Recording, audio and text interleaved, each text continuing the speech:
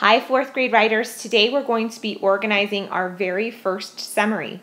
Hopefully we've all read the article Ocean Motion and we've highlighted the article. Today we're going to need a colored piece of paper, 3 highlighters or colored pencils which match the colors you highlighted your article, and you'll also need your article. So let's dive in. First, we're going to fold our colored piece of paper into 6 rows and 2 columns. Now you can see that one of my columns is very small and the other column is nice and long. We don't have to fold, but it helps to make our columns and rows nice and even. You can do this on any piece of paper and then trace your lines with a black pen or pencil. Next, we're going to design our graphic organizer. Now you can see on the left-hand side on my smaller row, I've split my rows into different categories. The first category is the topic, top hat. And that's going to be the topic of our article. What is our article all about? Next, we've got our first key fact. Our article is split into 2 main key facts, or 2 things that the article is about. And then we're adding supporting details. Now I have a little number 3 in the row next to supporting details. That means I need at least 3 supporting details in that rectangle. After the supporting details, we have another key fact and more supporting details. And finally, a conclusion.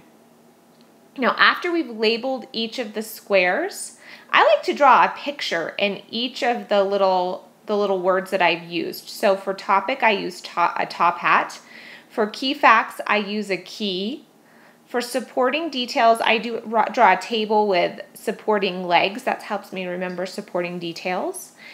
And then another key fact, supporting details. And for conclusion, I draw a stop sign. You can use my pictures or you can design your own, but make sure that your picture makes sense. So for example, a topic top hat, the top hat goes on your head. It's the very first thing. So that's what it makes sense to me. For key fact, I draw a picture of a key, so that makes sense to me.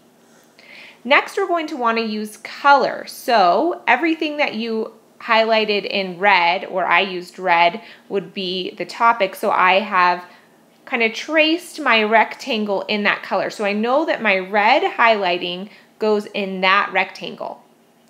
My key facts go in blue, so I've highlighted that. And my supporting details are green. My next step is to show how everything relates. So let me get my pointer. And let's take a look that our conclusion relates, or should almost be exactly the same, to our topic.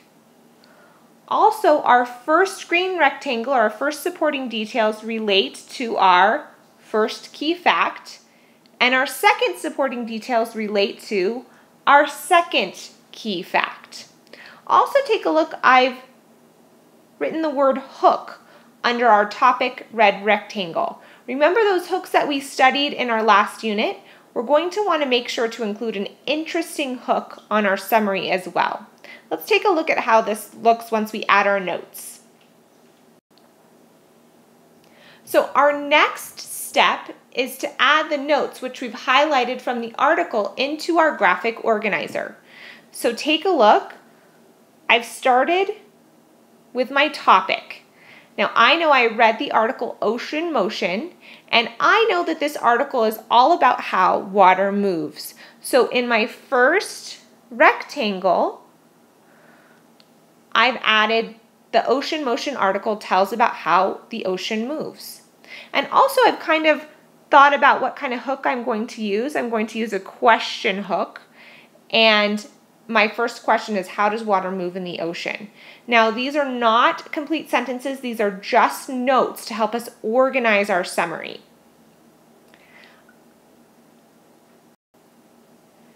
Now I can start adding my key facts. Now I know one way the ocean moves was with waves. I read the article, I know that that's just one way. The other way that the ocean moves is with currents. That's on the second page of our article. So those are our two key facts. Now I've added my details. All of my supporting details about waves go in this first green rectangle. You can see all of the wave information goes right there. And then all of my supporting details or my information about currents goes under the currents green rectangle. So you can see that the waves support the waves and the currents support the currents. We're done adding our notes and we're done with our graphic organizer for today. So we can put this back in our writer's journal and we can wait for tomorrow to turn these great notes into our first summary.